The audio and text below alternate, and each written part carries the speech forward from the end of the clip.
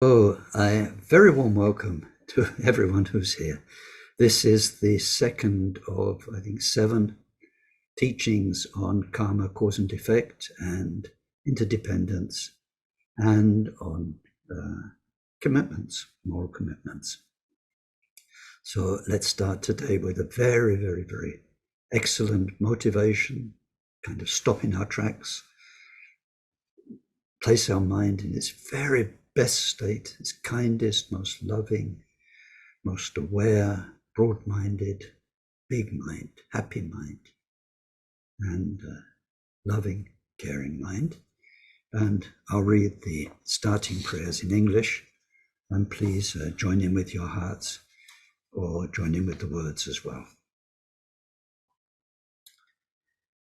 We take refuge in the Buddha, in the Dharma, and in the community of most noble minds.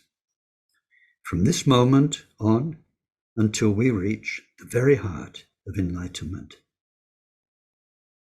Through the practice of generosity and all 6 transcendent virtues, may we reach total awakening and every enlightened quality to be able to truly help our sentient beings, so lost in samsara.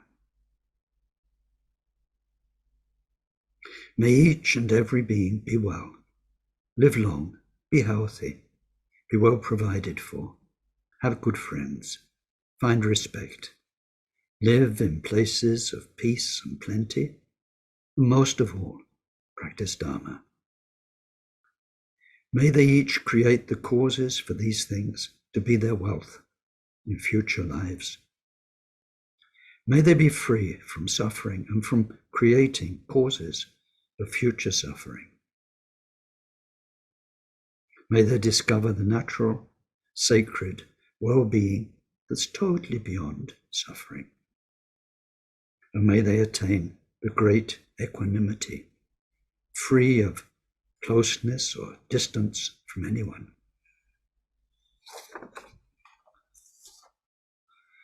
Deyata shame shamawate shameta shadru Om Kuri Marajite Karota Ke Orite Jowate Oloyani Bishuda Nimale Malapanaye Kukure Kaka Grase Grasana Omuki Paramuki Amuki Shamedawane Savagraha Vandanane Nigrihitva Savabhava Pravadina Vimukta Marapasha Savetva Buddha Mudra Annudgatita Savamare Butsarita Parishuddhe Bhiga Shantu Savamara Kamani.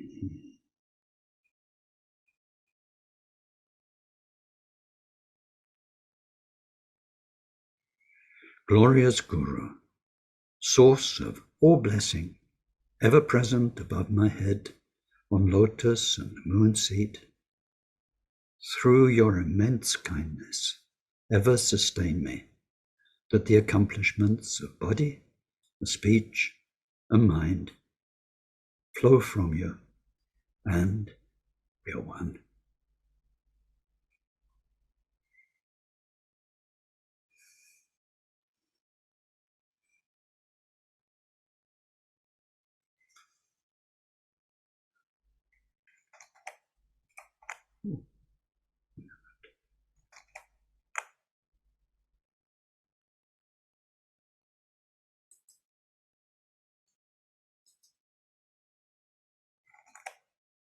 Good. Well, last week we looked at, let me say, the context of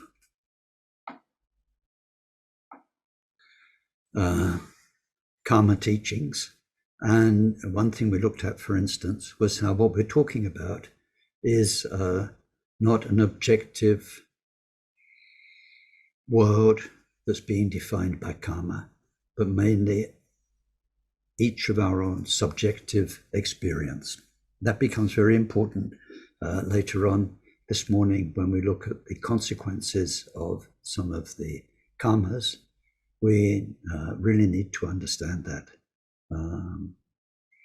to overcome our own objections about the karma teachings, or some of the things people might say when they know we're Buddhists or we believe in karma and so on. So anyway, that was enough of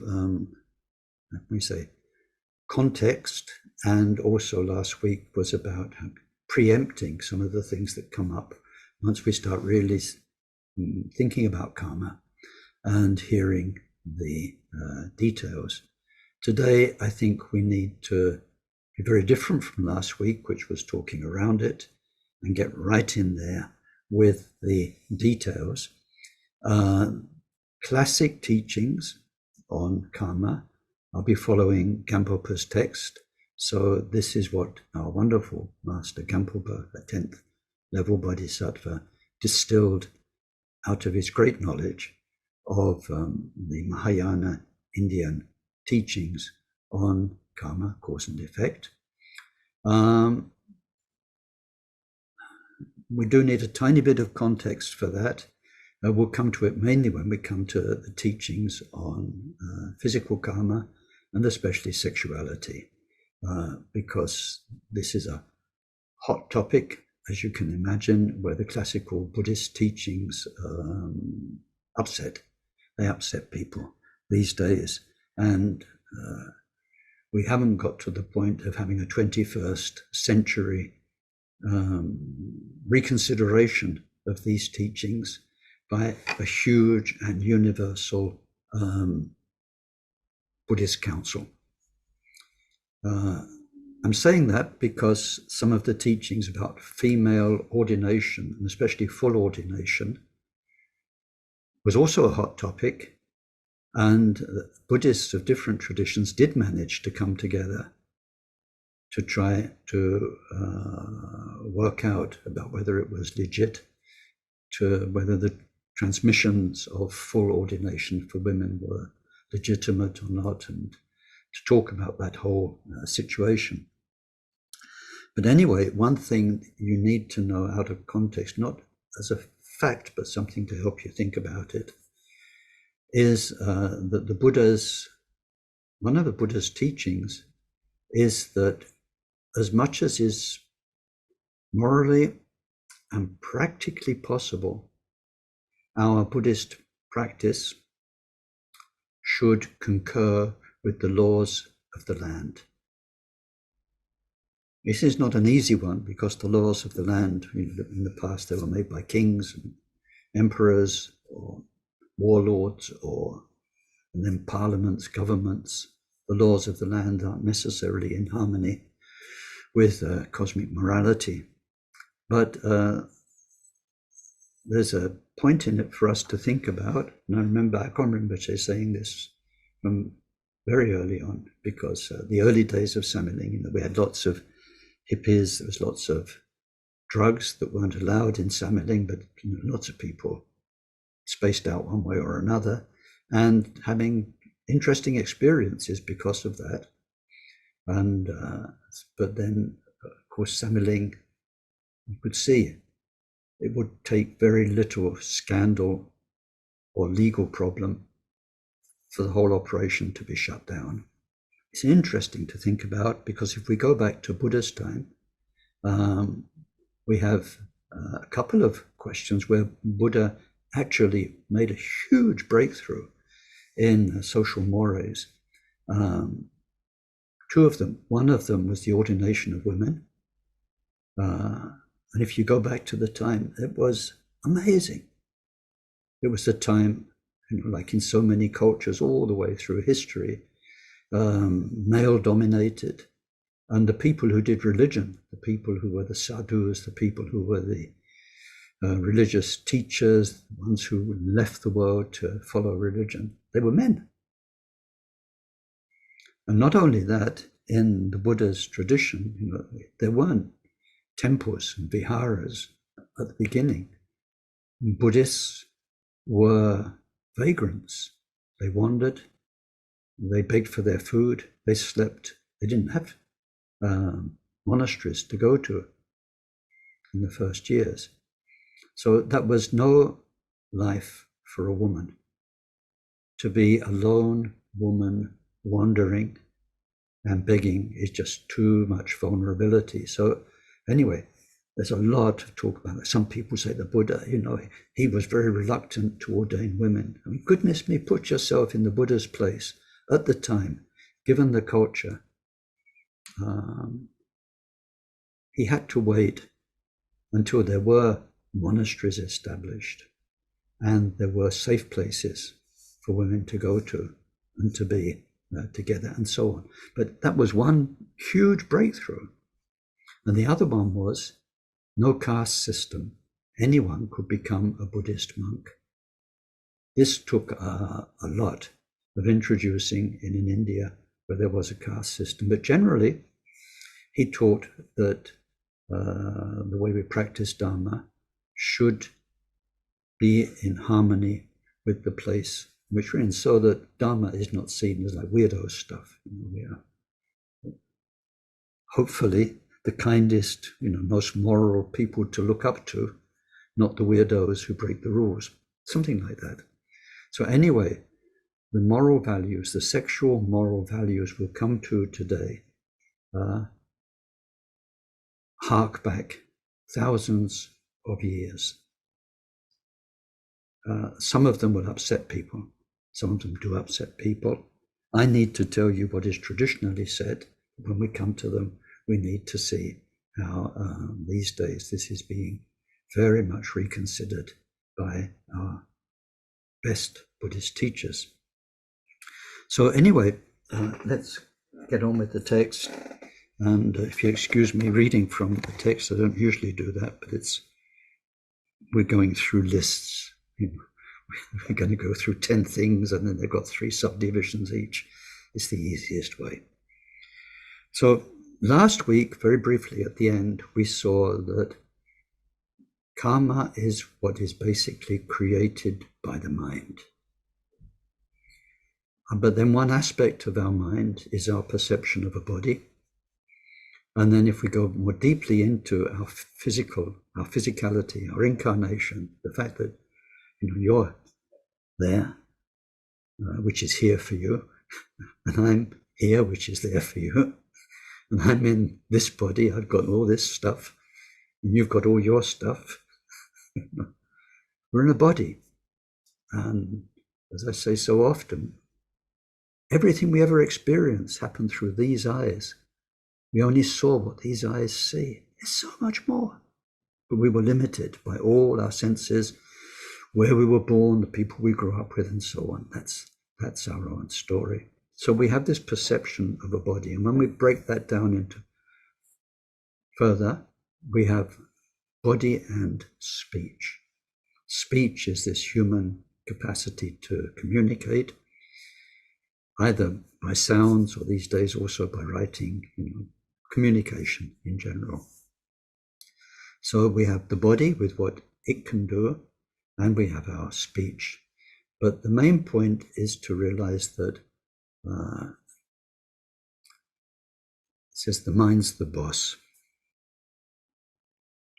What our speech says is because of what our mind thought previously.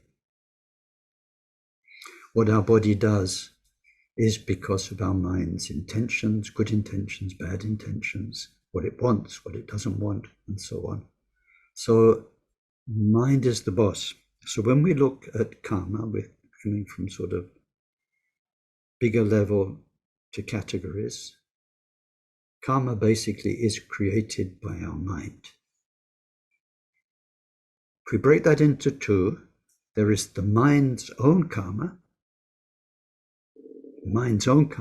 that it's generating and then inheriting in the future. And there is the karma created by the mind through body and speech. So the 2 categories are mind itself and its karma, and then what our mind gives rise to. Very important for us Buddhists, because we put our whole emphasis on mind. If you get the mind right, everything else will follow. Otherwise, it becomes an imposed morality. We need to follow rules. That's imposed morality. I'm a Buddhist, I don't kill.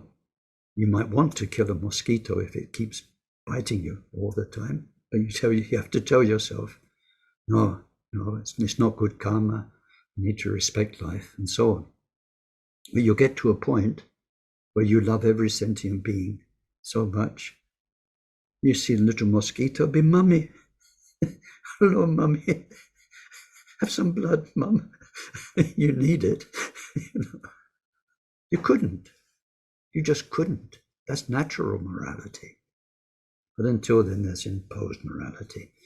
So we have mind, which is the most important thing. If we get the mind right, everything else will be right. But then what the mind gives rise to through body and speech. Then if we make three categories, then we say there's karma of body, speech, and mind. That's very famous. So when we come to Gampopa's chapter, he starts off with so we make karma with body, speech, and mind. What kind of karma do we make? So let's do this, and then I need to stop Gampopa there and tell you a bit more. What kind of karma do we make with our body, speech, and mind? First of all, we can make unvirtuous karma. Let's use that term, unvirtuous, unwholesome. You might want to call it unskillful. You might just want to call it bad. Bad karma, or not virtuous. So what does not virtuous mean for a Buddhist? I'm sure you're asking yourself right now, what is virtue? We don't have a Moses who came down from the mountain who says, hello, got 10 commandments for you, straight from God, hot off the press. That's it. Jesus's commandments, that's what virtue is in a religion. It's given by somebody. So what's virtue for a Buddhist? Is it what Buddha told us? No. What Buddha told us was the isness. The isness. It's like we have in science. Acid plus alkali gives salt plus water. You remember from school? Sort of one of the first things you learn. Now, it's not because whichever scientist discovered that said that's what ought to happen. It's not because a prophet came down from the mountains and says, brothers, acid and alkali from now onwards will give salt plus water. It's just what happens. It's just what happens. It's the isness of reality. It's how it works. So we study that very well on a material level with science. Very good at it. And it's infallible. If you do this, you do that, this happens. It's not because anybody pronounced it. It's just the isness of stuff. But what Dharma does, what the Buddha does, is shows us what happens on a mental level, which science doesn't know how to measure yet. And it can't measure from life to life. It can't measure the karma we bring into this life with us and so on. That's the great kindness of the Buddha, to help us understand the bigger picture that we are in.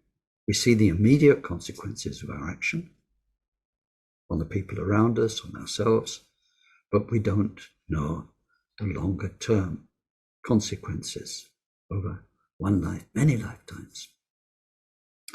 So virtue means what will produce well-being in the future by its isness. Not what somebody said, but by the very nature of what we do. So when we're kind to each other, help each other, This brings back kindness, help, good circumstances in the future. And we have those in our, on a worldly level, in our prayer. We just did. May each being be well, live long. So what produces long life, rather than a life cut short, is virtue. What brings good health in the future as the outcome of the karma? What is virtue? What brings us resources so we're well provided for, we have what we need, is virtue. What brings us good friends, not just brings us friends and brings us good friends, is virtue. What brings us respect and nice, harmonious interrelations with each other is virtue. What brings us the karma of living in a place of peace, no war, no strife, is virtue. And what brings us plenty, good harvests, abundance, not poverty, is virtue.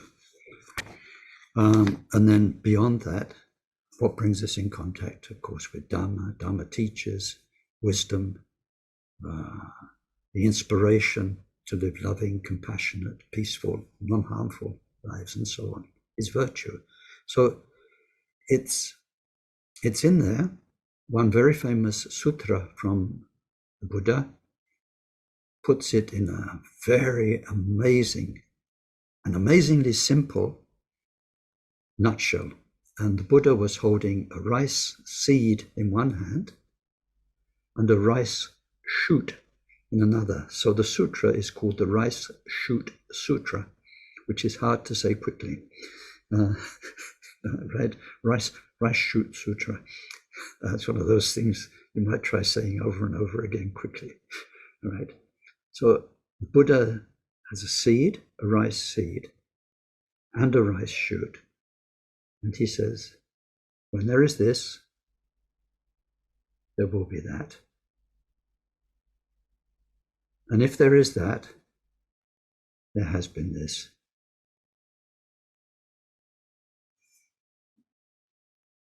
If he had a rice shoot in one hand and a grain of wheat in the other, he couldn't say that, could he?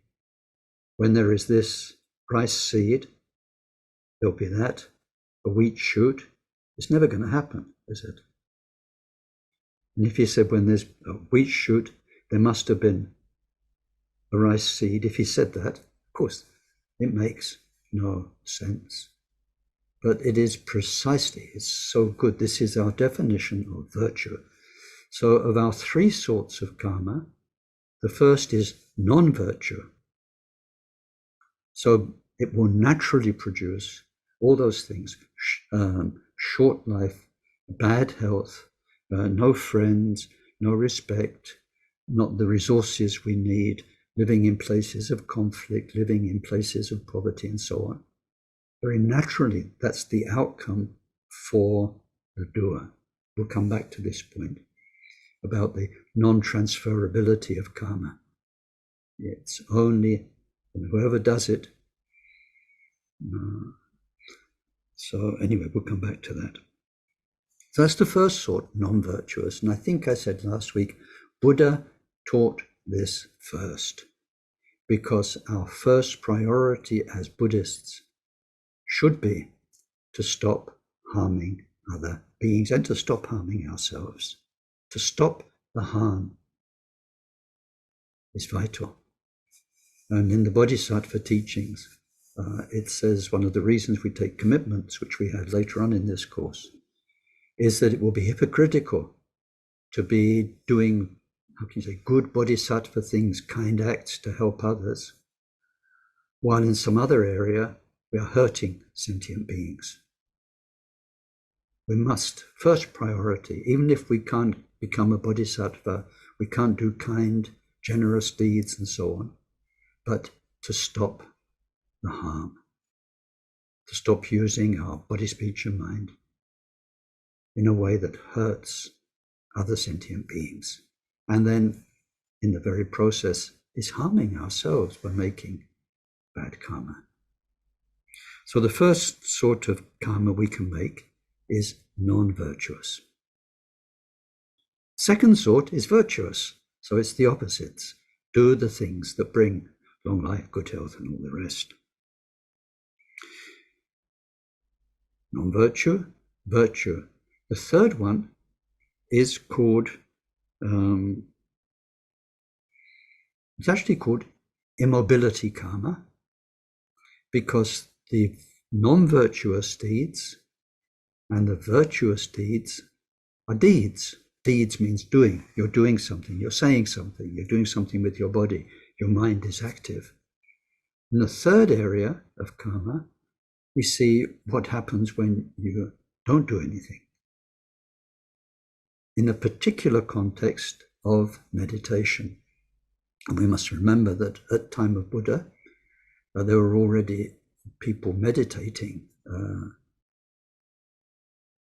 wonderfully, doing all sorts of meditations. Mainly involves the mind being still and focused. So what are the outcomes of the various ways of keeping the mind still? And all of the things that produces, it produces bliss, well-being, mental bliss, feelings of various feelings, peacefulness and so on. What kind of karma and rebirth can that make? If we look at Buddha's own life story, we see that after he left the palace, first he went to the two main meditation teachers of his day, two most famous, and he equaled them or he surpassed them. And they were mainly teaching dhyana, meditation, absorption, shamatha practices.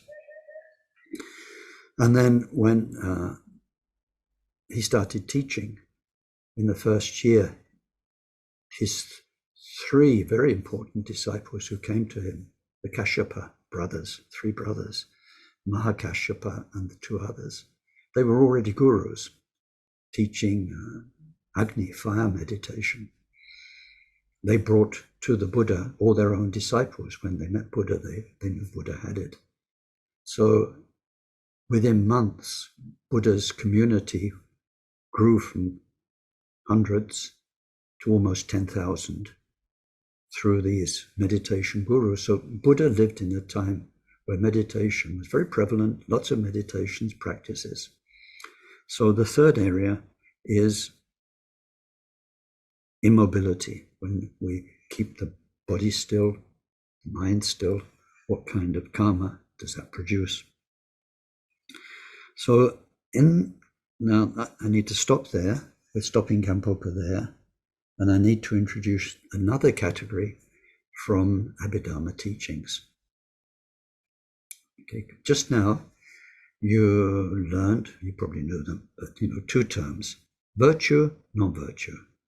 And we defined it by the natural consequences, the natural outcomes, the way things are. Now we've got another pair of terms which we apply to karma. In the much broader sense, the actual Sanskrit meaning of karma means anything you can do, not just what you can do as a sentient being in samsara, virtue, non-virtue, but as a bodhisattva, whatever can be done. So there we get tainted and untainted karma. The word looks like stained, stained, unstained, tainted, untainted. And it doesn't mean non-virtue, virtue. Right? We're looking at something else. We're looking at what is tainted karma is whatever has a dualistic mind behind it. So let's take virtue. Dualistic mind means there's self and other. So you are being a good person. You're doing beautiful, kind deeds to help other people. So you're making virtuous karma But there's still the notion of me. That's the world you're in. And you're good, soft, gentle, and lovely. Nothing wrong with it in that sense. But you're in a world of duality, which means the outcome of your karma, the result, will be in a world of duality. So we're kind to other people. In a future life, kindness comes back to us.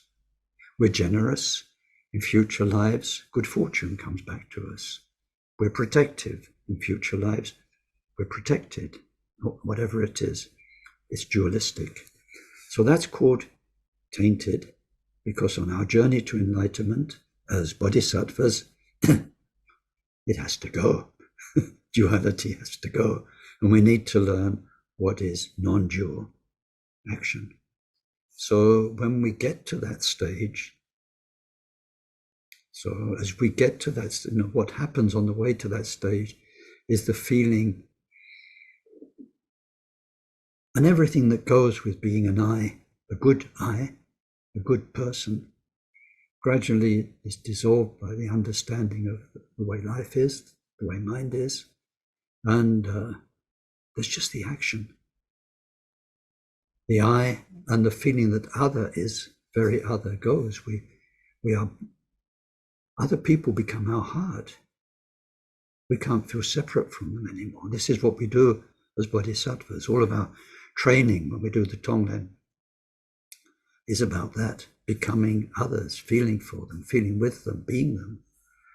So that is untainted karma. Untainted karma doesn't have its results primarily in a dualistic world of future reincarnations. Untainted karma gets us out of the whole show forever.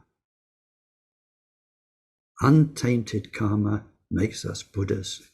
It's when we study the 6 paramitas, then we see each paramita is only really a paramita when there is this non-duality. That's what we're working towards. So here, in these simple teachings, we go back to Gampopa about karma, then there's non-virtue, virtue, and meditation karma. Usually we go through them in that order, so then we get into the details of what are the unvirtuous karmas. When we've gone through the 10 main categories, then we go on to the virtuous ones. But today, I'd like to take them one by one, the non-virtue and the virtue, and go through them that way. So, sip of coffee, and off we go. Body, speech, and mind. What do you need to know? Well, I think it would be a bit of a shame if, as a Buddhist, if you didn't know the 10 non-virtues and the 10 virtues. And also if you didn't know that the non-virtues and their opposites are 3 of body, 4 of speech, 3 of mind. 3, 4, 3. 3 areas of physical activity, 4 areas of verbal activity, 3 areas of mental activity. That's what we're going to look at. The first area of, first is we look at physical activity, what our body can do, so what it can do, and especially in terms of all the other bodies that we share life with. This is with body and speech karma, we're mainly looking at interaction with each other. Our bodies, how our bodies interact with each other, and then speech, what we say and what we communicate to each other, how we affect other beings by how we communicate, relate to them.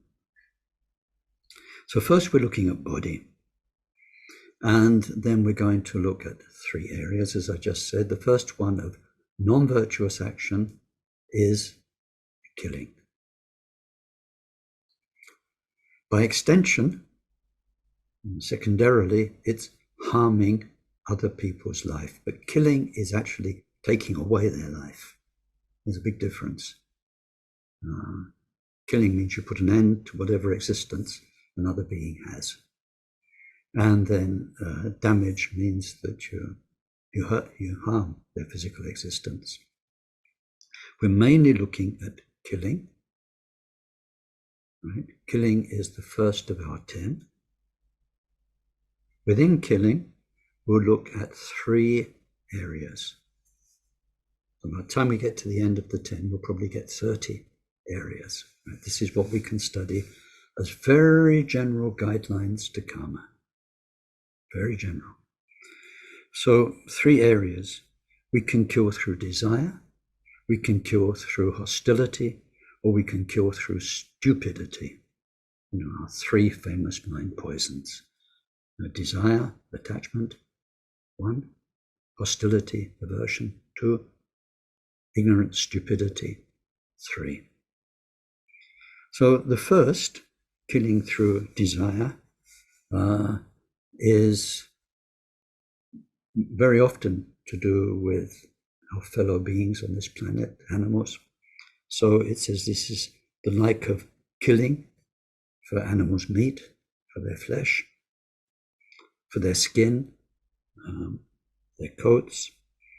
Or if it's through desire, it's for sport, where people just like killing. They get a buzz out of going and deer hunting, shooting pheasants, or whatever it is. Or for financial gain. So you don't want to eat the animal yourself, but you can sell its skin. And or when it's through desire and attachment, this is an interesting one. It's in order to protect yourself or your loved ones, because you're attached to your own life, or you're attached, to your children, your wife, your family's life. So in order to protect them, their lives, you will kill other lives. It's not because necessarily you have hostility towards the other life. So, a very simple example these days, you'll put a plugging insect, mosquito thing into your electric socket because you don't want your children or your wife or yourself mosquito bit. Okay, you desire a good night's sleep and for your family, and so you kill mosquitoes. And then the way we define animals as pests, so that we get rid of them. A complicated area, but this is the teaching. We kill because of desire or attachment. The second, through hostility, is, then this often includes other humans. It's when there is competition, it says grudges, resentment, and it gets so bad that you just want to get rid of them. So you kill other people. And then, of course, we can go back. Wars where humans kill each other, it's not just animals, can be for desire for territory. You want the good, productive farmland that another country's got, or you just want to plunder their wealth, invade them, steal what they've got. So humans can kill other humans for desire, and then through hostility, because you just feel so bad. And of course, we get domestic violence, racial violence, many very, very real areas where people are fine to kill because they detest another nationality, another religion, whatever it may be. But there, the feeling behind it is, and don't like. It's not killing because of, I don't know, let's have a light intermission because this is a heavy topic, right? I don't know if any of you ever saw the classic film Manon des Sources. No, Pagnol film, beautiful film with Depardieu and Daniel Auteuil and so on, set in France. Well, it's just up the road from here.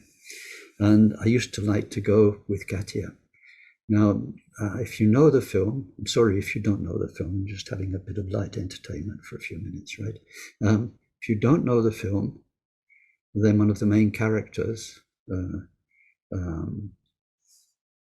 he's a bit simple. He's not too bright. He's the one who falls in love with Manon. Now, when Daniel Auteuil was in the mountains and the woods behind us here, they used to go every day, the film crew, to a little restaurant in the woods. It was a lovely place, doesn't exist anymore. The son of the lady who owned it, Swiss lady, widow, he was a bit simple. And Daniel Auteuil based his brilliant acting on this guy he saw every day. So it wasn't too simple, but he was a bit simple. So I'm telling you this because when I went there, his mum made a wonderful apple pie. So I used to go there after our walk for coffee and apple pie. And we'd just been in the woods listening to the birds twittering. And he said, "Oh, wonderful birds here." And then the boy said, he lit up and he said, "Yeah, if you get the baby birds and cook them, and then you stuff them into pigeons, and you cook the pigeon, and then you put the pigeon inside a swan." He said that the end taste is just incredible.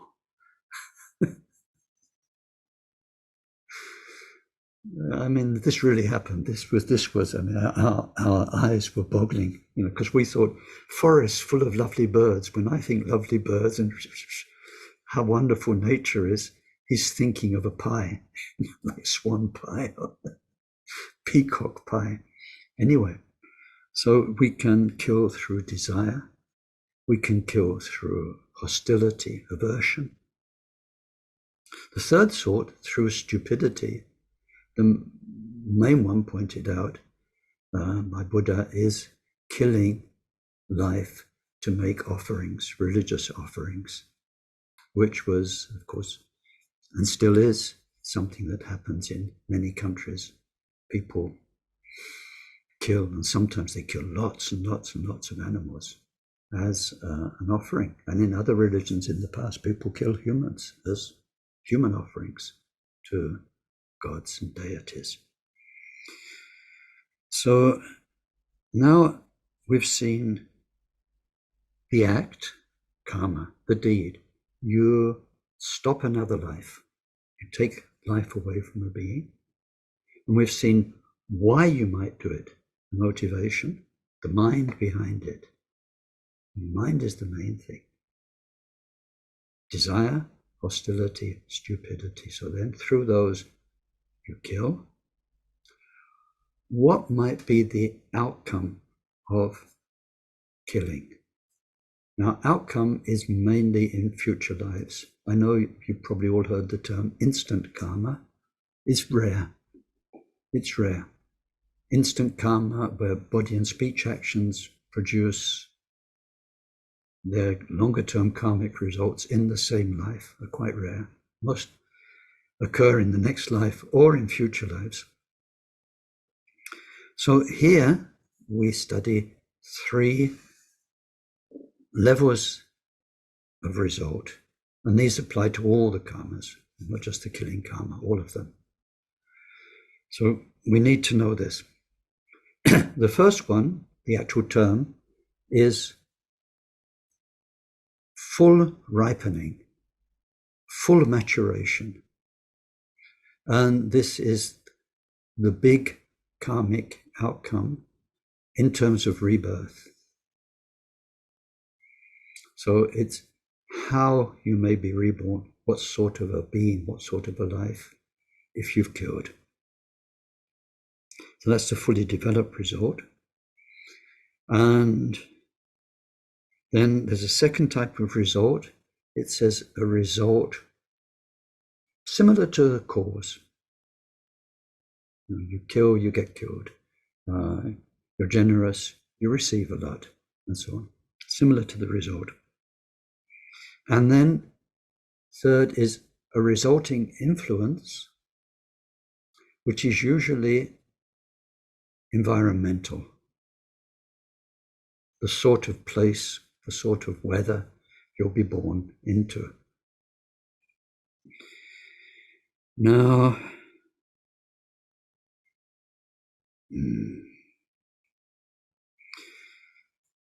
the fully developed result, the rebirth that can come through killing, would be to be reborn, wait for it, as a hell being. This is the point where some people freak out. They, oh no, I left Catholicism because of heaven and hell, and all the others because of preachers threatening me with heaven and hell.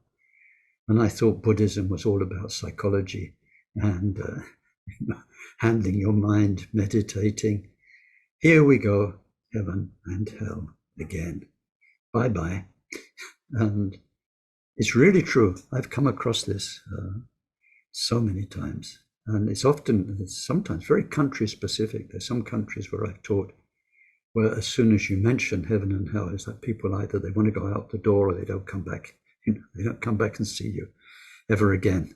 They come to the teachers who do a psychological version of Buddhism and who say, oh, heaven and hell is a metaphor. How can one be so stupid as to think that heaven and hell don't exist? How could anyone be so stupid? It's not geographical. In my own life, I've witnessed them both many times. I used to go to visit people in the locked wards of the Dumfries Psychiatric Hospital. I don't know if you've ever done that. If you don't believe that hell exists, then just go and, if you can, visit people going through those states, screaming, hurting themselves, banging themselves against a wall. It never seems to stop. There's no respite. They're in agony. If you think you're intelligent and you scoff at heaven and hell, just go and see these people and come back and tell me that hell doesn't exist. And then sometimes in our own life, our mind goes through a state where it just can't stop. You could scream, you can't get out. Your mind won't let you be. You feel so afflicted, so tortured by anything that goes on, by sound, by what people do to you. Unfortunately, our minds can go there. They can go there. And the opposite too, heaven. Heaven. Our mind can be so beautiful, and it doesn't matter where you are. You can be in a miserable little flat, and you can experience it as paradise.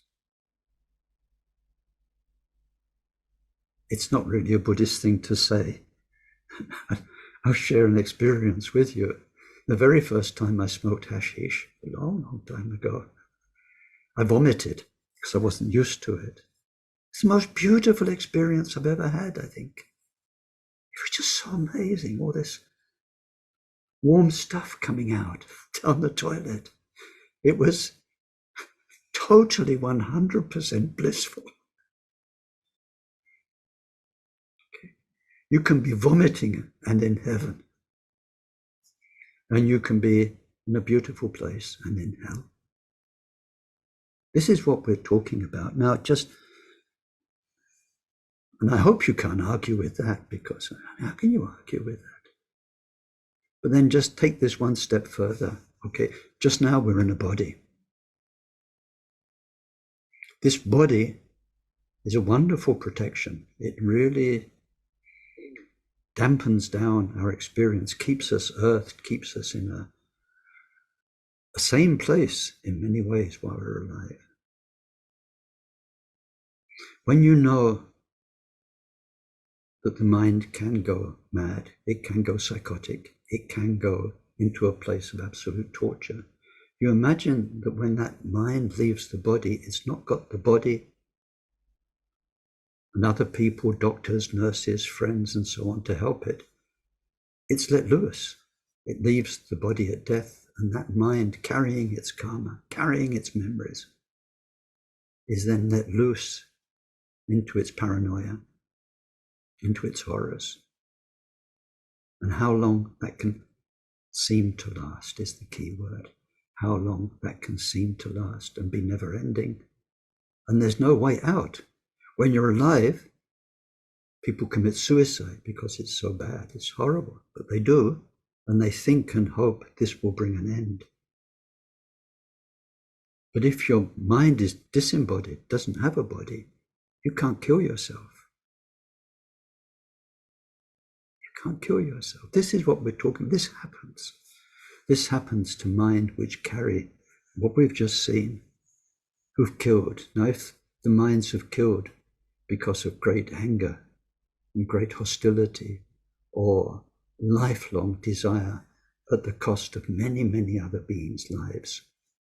It's just like now we have generals, we have presidents sending hundreds, thousands of people to their death for an objective. Cannon fodder, it's called. This happens. People make these karmas. So we're looking at what happens to their mind in the future.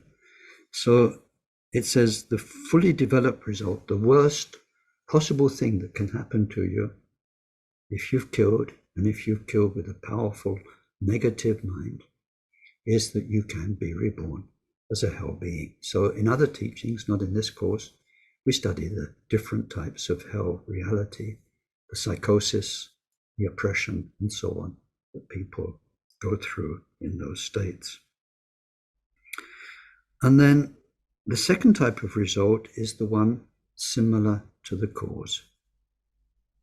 So there it says, even if you are reborn human, so maybe if the killing wasn't with a vicious mind, or with too powerful a mind, or too awakened a mind, or in the teachings it says sometimes if you have been reborn as a hell being, however long that lasts, when that karma finishes, then you may get back, because you've got other good karmas, good things you've done, to a human life. But even then, in the subsequent human lives, then the result that corresponds to the cause is that either your own life will be cut short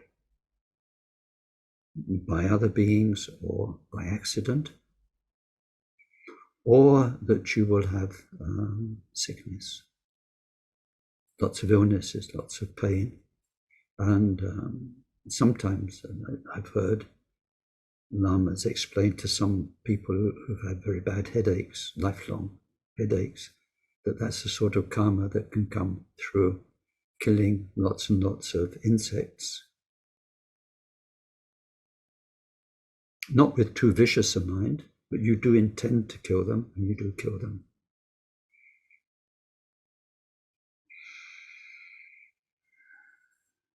So that's the corresponding, the result that is similar to the cause. We take life, our own life is taken early on, or we damage life, or we kill small lives with not a strong mind, and then we get many sorts of physical damage to ourselves. The third type of result, so full result, rebirth. Result similar to the cause. Even if you're reborn human, your life is afflicted in a certain way. Third type is to be born in an ill-fated and unattractive land. Ill-fated, wars, catastrophes, weather catastrophes, and unattractive. It's not like paradise. It's deserts, it's difficult, it's afflicted. These are just general guidelines. And then what we get, we won't go into it here, but with each of the karmas, we get the non-virtuous karmas, the very worst case. We think what could be the very, very worst example of killing it could be. Let's leave that for the moment. So now let's look at the opposite. Let's look at the virtuous karma of caring for life, whereby we save lives, whereby we help people with their health. We help make their lives more comfortable. We give them resources, we give them friendship, we give them shelter, whatever it may be. Other people's life is dear to us. The mind behind what we do is a caring mind.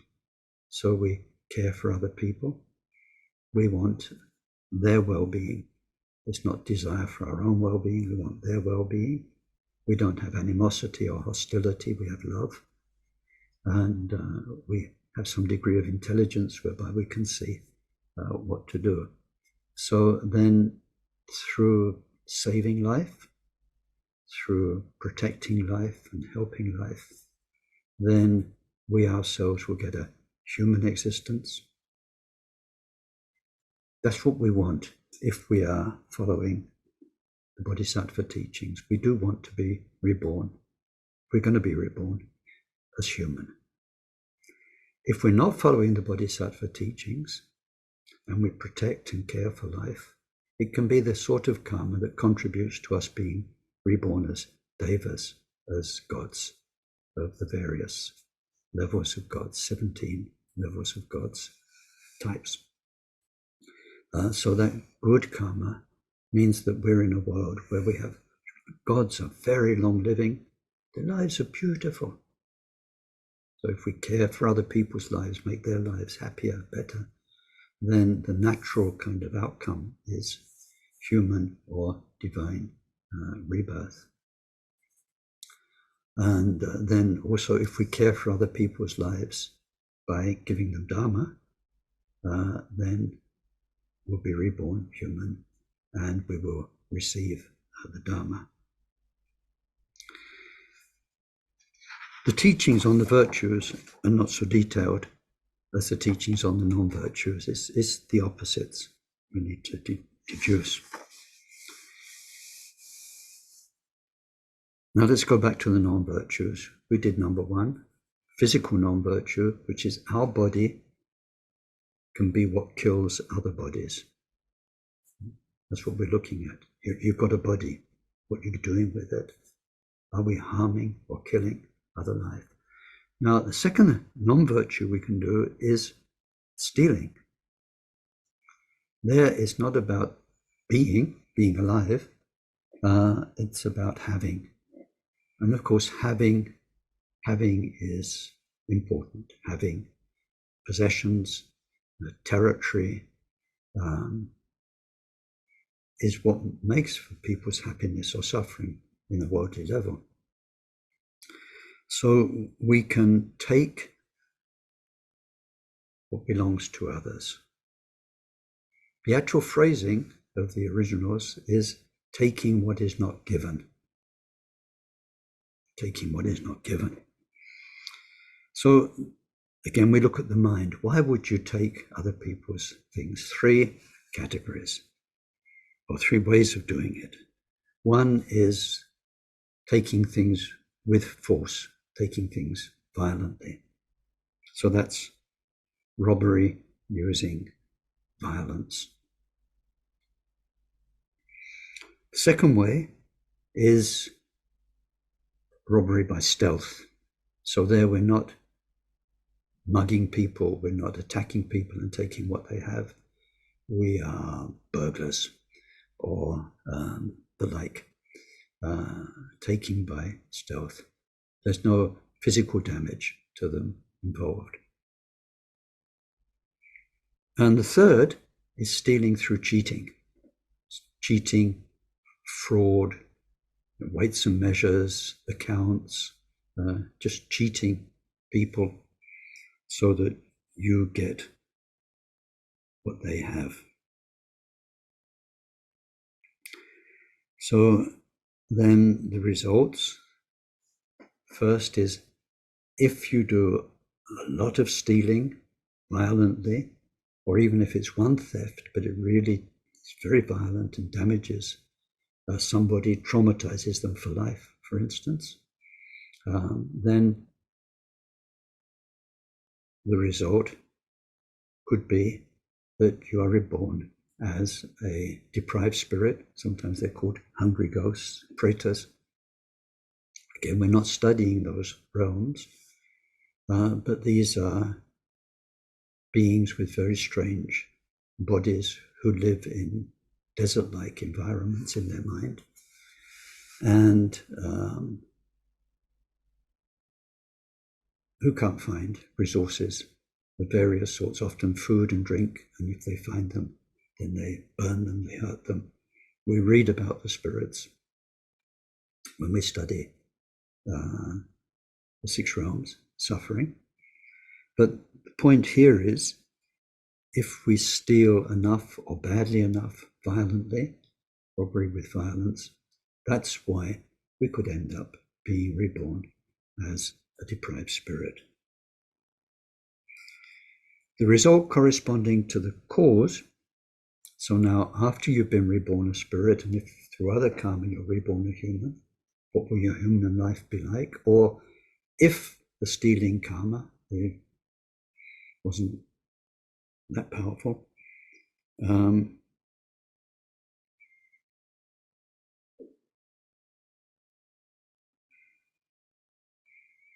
but we are reborn human anyway, without going through spirit realms, then is that we will have material poverty. I mean, no matter how hard we work, we won't get resources, or we'll get them and we lose them unfairly, unexpectedly. And I've seen this in my life. It's quite amazing. Some people, they've got the gift for business, for making money. They just set themselves to something and woo, it takes off. I know other people, they try so hard and it doesn't work, or they can only just make by, just get enough bare money to live on. Karma can be so vivid. And then the resulting influence is to be reborn in a place where there is much frost and hail.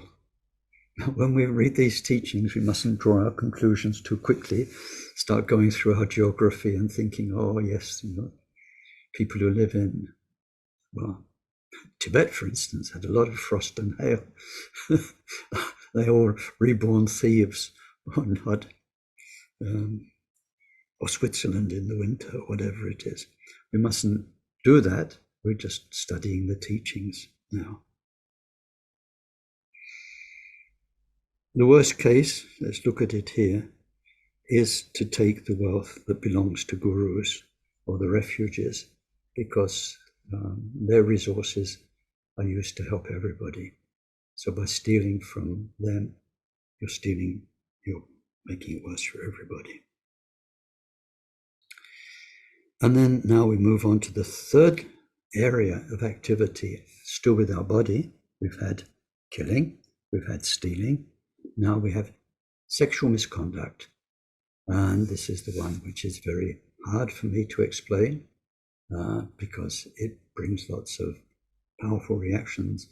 And especially, as we all know, in the last 20, 30, 40 years, there's been a huge move forward in thinking about sexuality, about homosexuality, and all the different shades of sexuality that now are becoming sort of, it becomes a long list. You can't just have straight, gay, you've got lots and lots of categories. These are very hard teachings for those people to hear.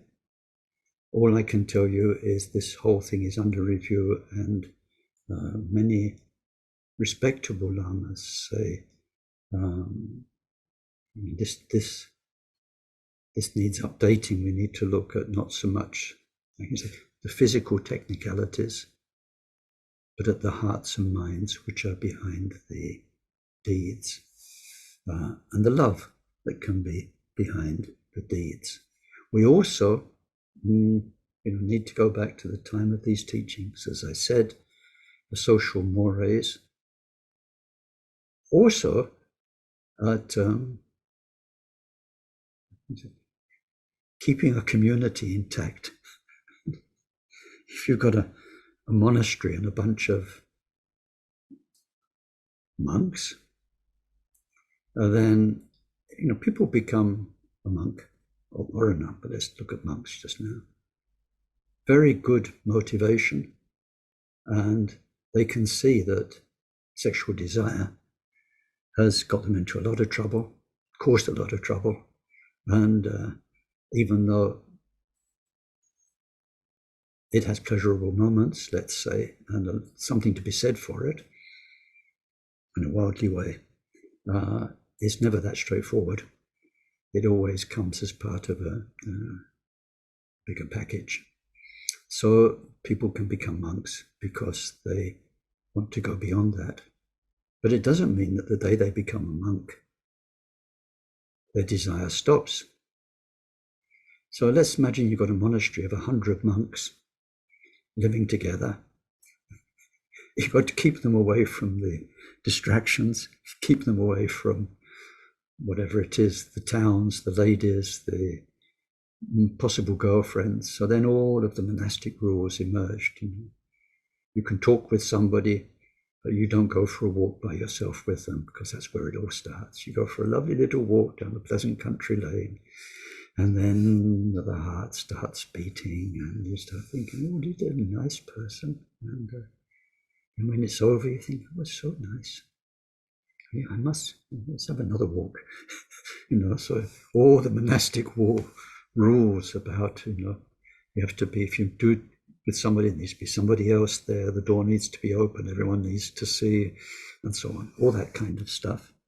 But also within the monastic community, then sexual desire can either express itself or rechannel itself through homosexuality and so on. And this can be problematic if you're trying to make a celibate community transcending sex, basically transcending the sexual urges that we have because we're embodied.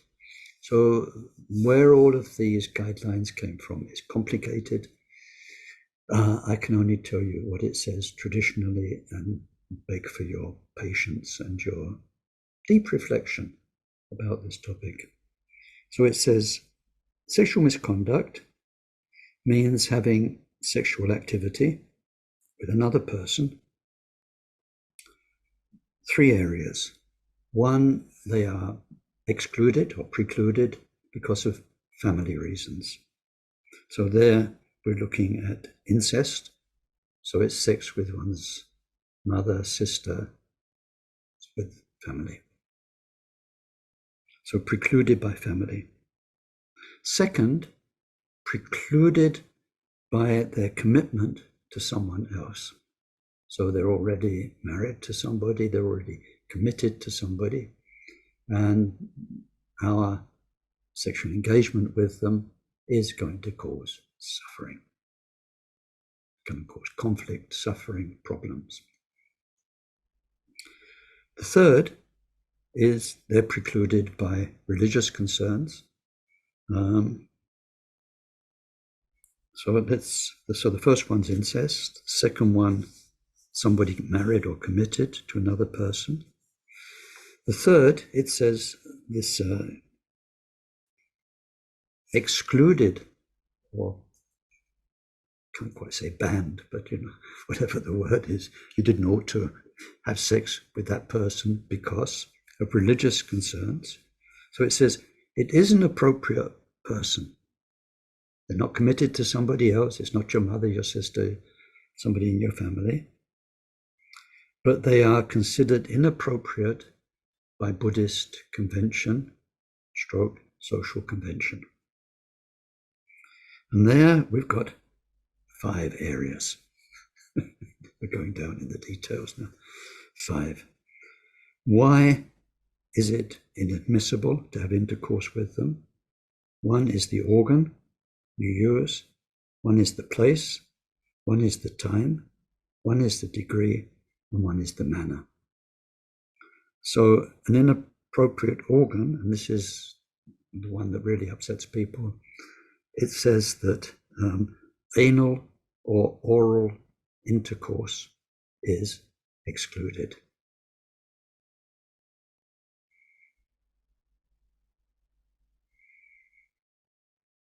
Why? Well, one of the reasons could be because if you look mechanically, I mean, it's a hole in the body, basically. I remember somebody, it was a conversation with some, I better not mention too much, but somebody who went into long retreat, but financed the long retreat before that by being a prostitute. So what she said, it's quite interesting, quite compassionate prostitute, but she said basically they just want a hole to poke, to put it very crudely, which is often what it boils down to. Get your rocks off, or whatever you call it. So, what's the difference if it's anal, if it's vaginal, if there's, both cases there's some sort of stimulation and so on. There, the possible reason is all to do with our body energies, our chakras, and like the mouth.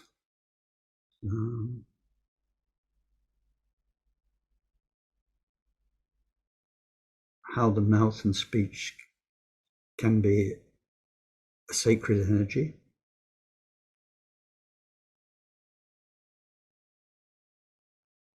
Does oral intercourse affect that energy, make it feel different afterwards or not? It's an area to think about. And the same with anal intercourse. They could be the reasons. These are very upsetting for some people. And I just need to tell you what the text says and the fact that we have some of our top lamas working on it. That's the organ. The second inappropriate place is near a guru, a temple, a stupa, or a large religious gathering. So this is, again, it's about energies. I certainly know from the wonderful teachers who visited Samiling, when they're there, the whole place is different. Sometimes you don't notice it till they go. And then all of a sudden, it's like somebody turned the light out, or the whole energy just drops.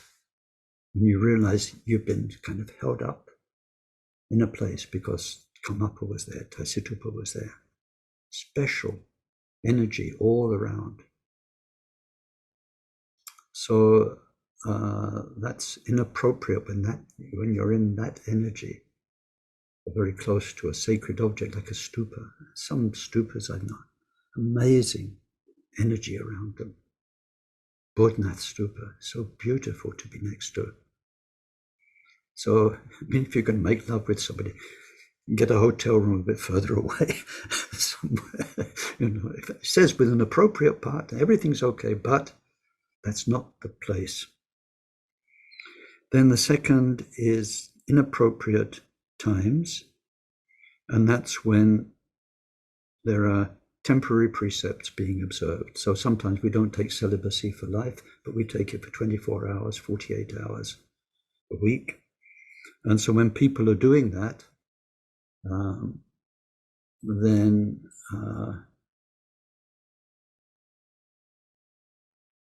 it's not helpful. that there is intercourse going on very close by. And of course, if we've taken the precept ourselves, it's an inappropriate time, or during pregnancy, or while the mother's breastfeeding. Then the last one says during daylight hours, and we have to go back to the context of villages, the way they were built, and what other people can see, mainly, is the explanation for this. So it produces results in other people who might see you in the daylight hours. An inappropriate degree is more than 5 times in a row, so appropriate partner and so on, but more than 5 times is not good for your body, and it also means a lot of desire. But anyway, then the last one is inadmissible form, and this is when you impose it on somebody else, mainly. So anyway, if there's a lot of sexual misconduct, that's how you can be reborn as a deprived spirit. The main point is desire. And we'll see later, when desire is the main driving force, selfish desire behind an action, then being reborn as a spirit is a possible outcome. Corresponding result, even if you're reborn human, your partner will become like a hateful enemy. And there's so much of this. There's so much of this. I think we've all seen it, maybe experienced it. The resulting influence is to be reborn in a very dusty place. No comment. So there, we've done body. I tell you what, because it took longer than I thought, let's very quickly do the 4 aspects of speech, or maybe one of them first, shall we?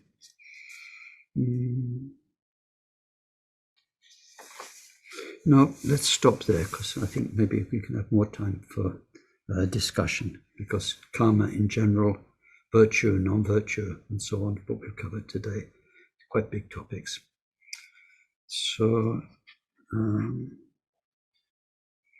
let's dedicate this session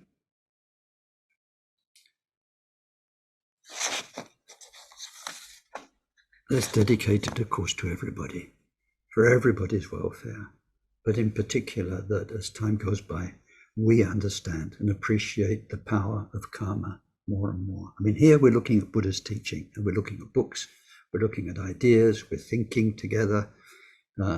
Karma is all around you every second. It's you. It's your life today, what's happening, the world you're in, what you're witnessing. This is what we're talking about. Where does it all come from? It's so real, and it's so painful for many people. So let's dedicate for our understanding of karma, and through that we only create causes of future well-being, not future suffering. May whatever virtue was created by this session contribute to the state of omniscience being attained. Through the main enemy, our mind's defilements, being completely defeated. And through that, may each and every sentient being become freed from the ocean of existence, troubled by the waves of rebirth, aging, sickness, and death. May this precious bodhicitta arise in those in whom it has not arisen. May its development know no setbacks, and may it increase ever more and more. Through this virtue, may I quickly achieve Mahamudra and establish every single sentient being in that same accomplishment.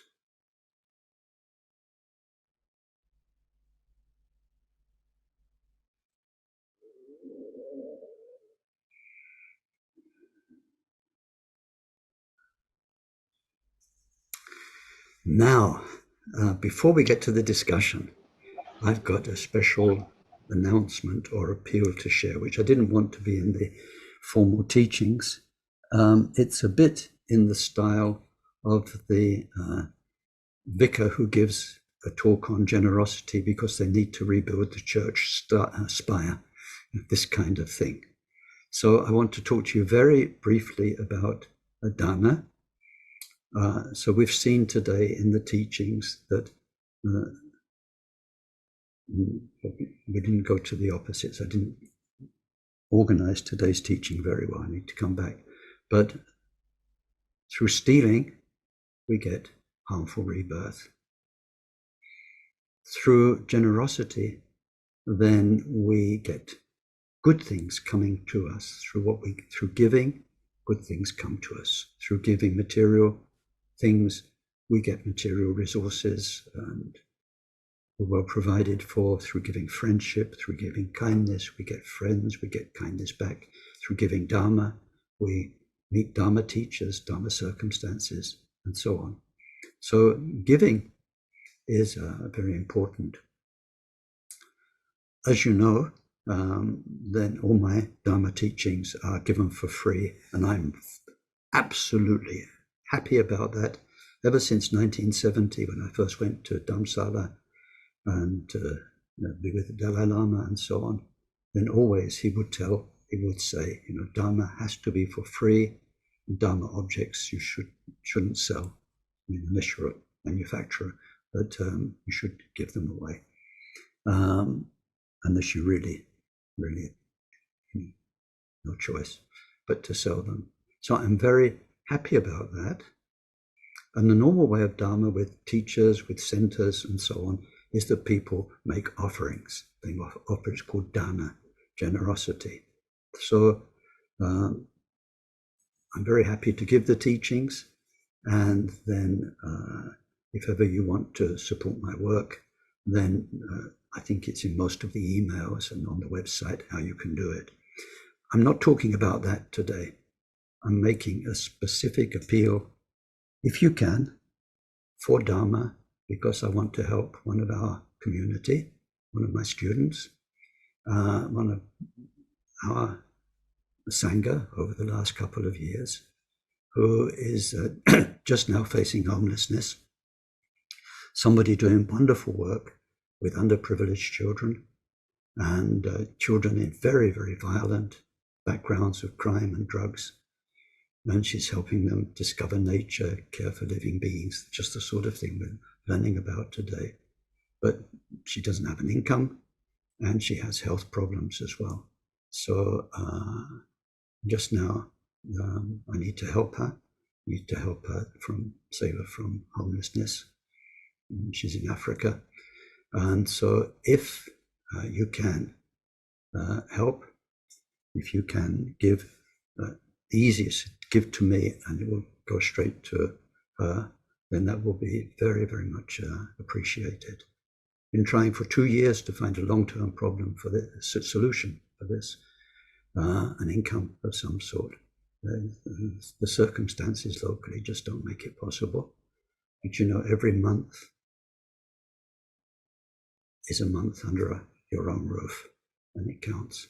So anyway, if you can help, please do.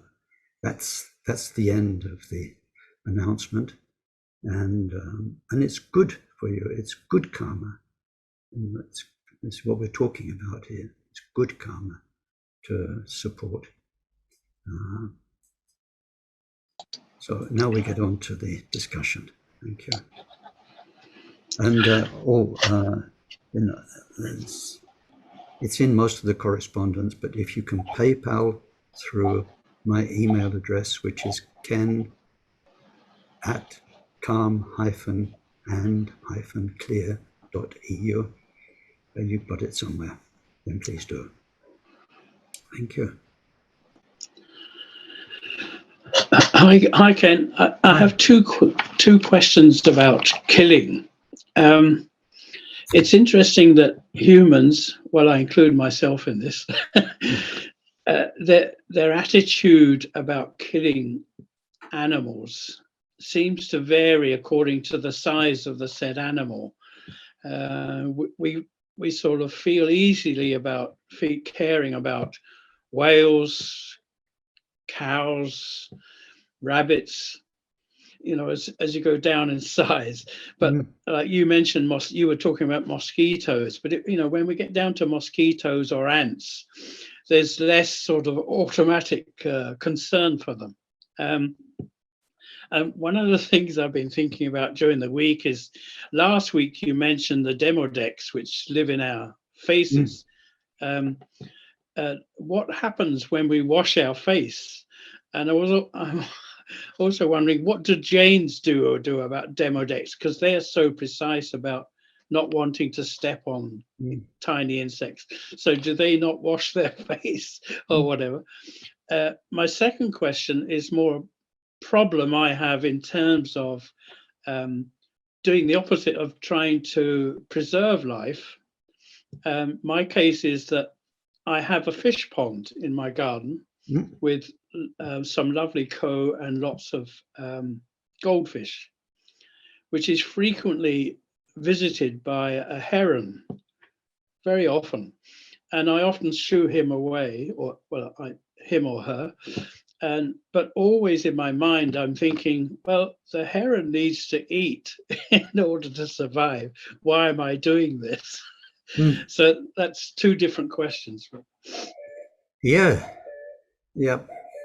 Good questions, Neil. Good questions. I mean, not easy to answer. It's fairly straightforward about life, different sizes, it's life. And many times when people have sacred experience, they just feel the sacredness of all life. And the key to that's in the Bodhisattva teachings, where we relate to every being as our past mother. Whatever it is just now, it's a mosquito. It wasn't always like that. It won't always be like that. Just now it's going through a mosquito existence. And so we have the same respect for all beings. I mean, so with the Dharma teachings, this is artificial. We hear it, we know we ought to apply it, but with sacred experience, which is the root of the Dharma, where all of this comes from, is that sometimes we're just overwhelmed by life in any of its manifestations, and we just want to respect it as much as we can. I think the Dharmadex survive washing. And I don't know what the Jains would do, because they're smaller than the eye can see. People wouldn't have known about them until microscopes anyway. So there wouldn't have been somebody spiritual who would have pronounced on them. And then for the balance of life, that's complicated. I know one Buddhist teacher who got himself an air rifle to shoot hawks because they kill so many living beings. He thought he was saving life by killing a hawk. That's not very Buddhist. I mean, he was a Buddhist teacher, but I didn't think that really was in tune with the Buddha's teaching. But you could understand the logic. It's really true. I've seen here, we have a pair of hawks here, and the mouse, rat, small bird population's gone down amazingly while they've been around. So you could see the logic of that. I've got a fish pond. I've got about 100 fish at the moment, and I put a net over the top, and that because we had the herons as well, and so that saves the fish. For the heron, I just hope they go to a natural lake or somewhere else rather than my fish. Okay, thanks.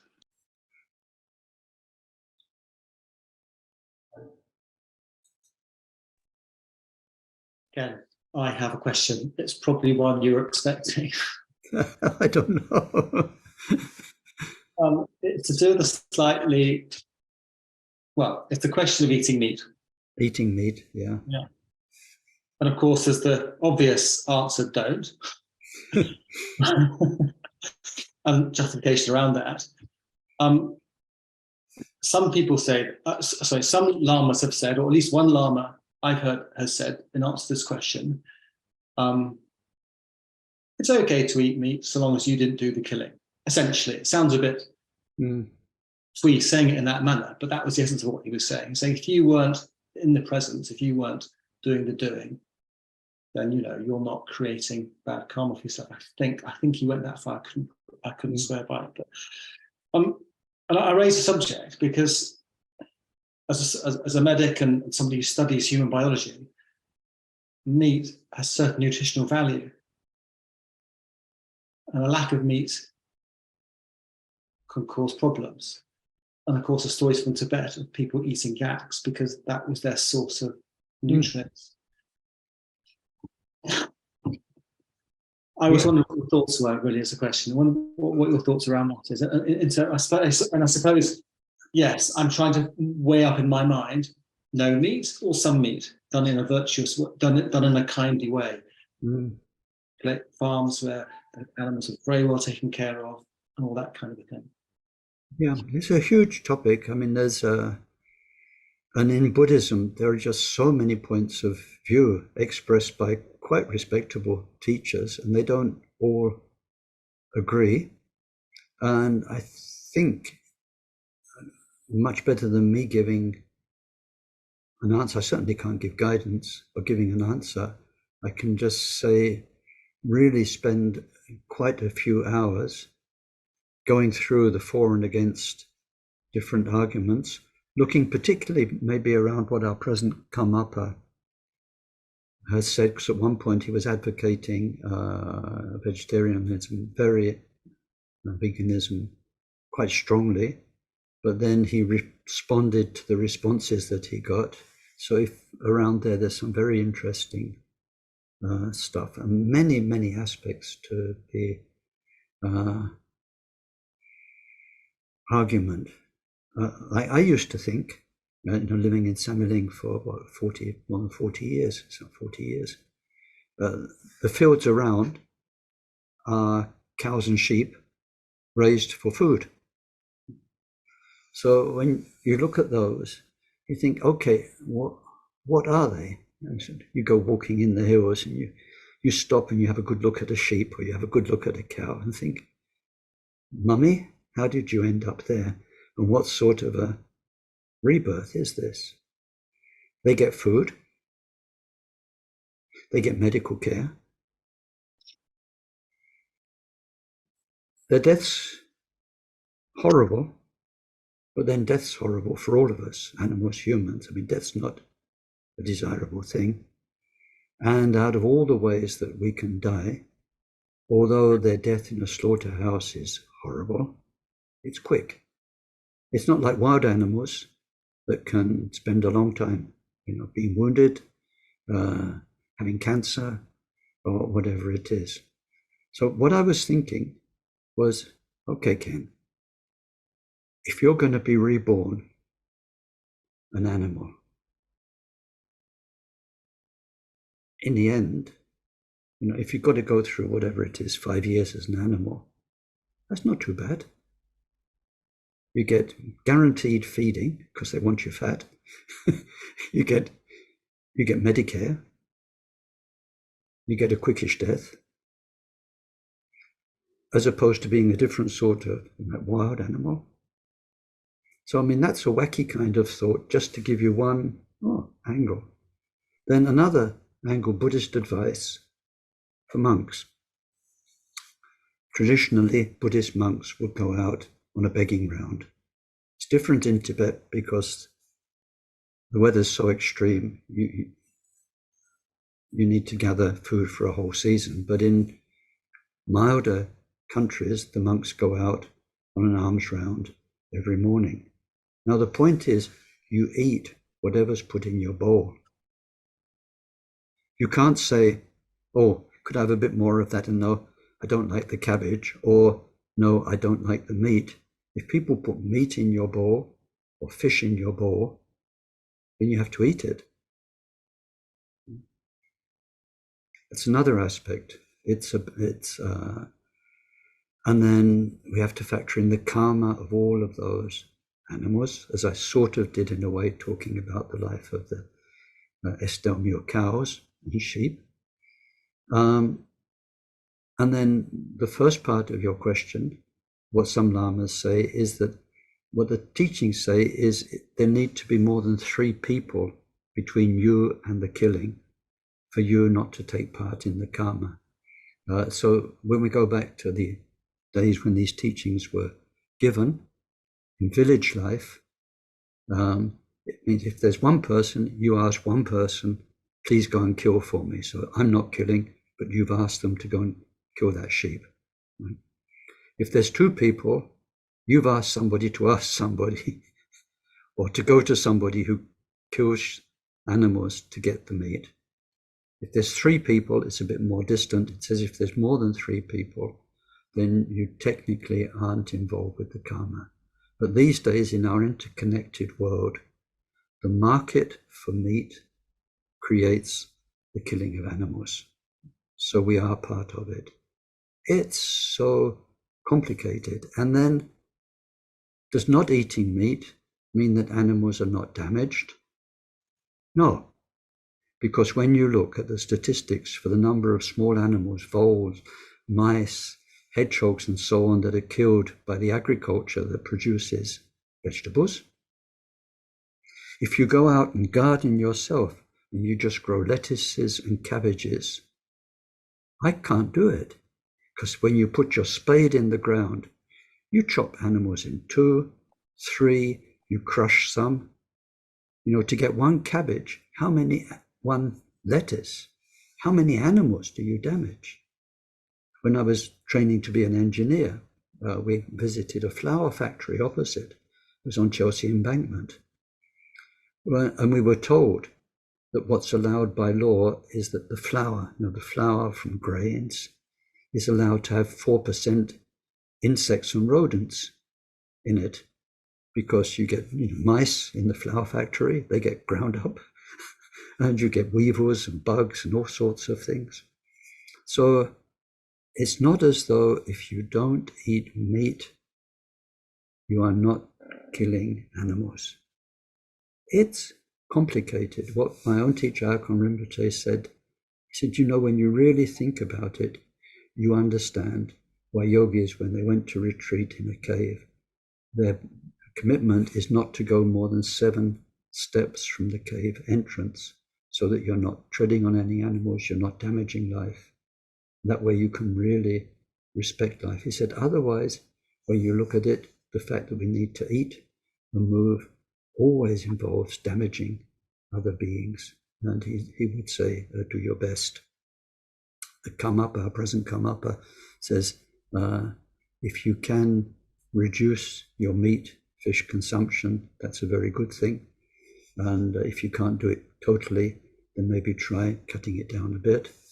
And I certainly know, having lived as a vegetarian for many years, that you can compensate for what you get in meat with other things. And there are many super athletes who are vegans, vegetarians, huge, strong, amazingly capable people, or ultra runners, or whatever it is. But anyway, I look into all of that because it's a very diverse thing, and we end up having to make our own choices. Thanks, Ken. It's a difficult subject. Thank you. Thanks for bringing it up, because it's very relevant. I mean, we're looking at killing animals because we want their flesh and their hides. What's coming to me is my mind behind everything. The degree of respect and compassion I genuinely feel, not putting it on as an excuse, but I genuinely feel for all animals. Yeah. There's some work to do. And there's one Tibetan Lama, he was saying, locally there was a controversy because, people don't like to kill. So you have the butcher, the local butcher, the village butcher, who everyone gets to do the actual killing part. And that butcher would say Om Mani Padme Hum before, while he was killing the animal, for the animal. And some people said this is absolute sort of contradiction. You're saying Om Mani Padme Hum, which is the expression of compassion, and then you're killing another being. Then others said, yeah, but that animal is going to be killed by somebody because we all want to eat it, right? We all want the meat. And so somebody's going to kill it. Better they say Om Mani Padme Hum than say nothing at all, because at least when it dies, it hears the mantra. They've got some sense of goodness, wanting well for the animal. And so it's really complicated. It's really complicated. Thank you, Ken. Yeah, Chris. Yeah, Ken, I was going to just echo, I've had the same sort of thoughts as yourself about meat and what's the reality of life for the animals involved, and the reality of death for them as well. And because I've seen a number of people, for example, go to great lengths to like rescue chickens from, I mean, yes, horrendous conditions and so on, but as if you could do that for everything. And it's just, I think there's a balance of just the practicality of we're in these bodies, we need to eat, we need nourishment. I know for myself, I've tried a fully sort of vegan and vegetarian diets, and I just don't do well on it at all. I find out if I have some meat in my diet, I'm much healthier and I feel a lot better. So I'm trying to reach a sort of balance of that and be selective about what I do buy. Yeah, and it goes back to Neil's question about, we can care for the bigger animals because like whales and so on, because we can empathize with them more than the smaller ones. But then if you really do have a precious human existence, and like our presence on earth is very helpful for humanity and for the whole world, because we are keeping alive a certain set of values, a certain vision of why we're here, what can be accomplished with our humanity rather than greed and so on. What's it worth to keep that person alive? So I've known some lamas who got elderly, who got sick, who were given meat because it was so important to keep them alive because of their benefit for the world. It's always complicated. And then also, the short life of animals. If you're going to be a reborn animal, maybe you don't want to live too long. If you've got a better rebirth afterwards. The impermanence, the bigger vision of all of it. There's so much to be said.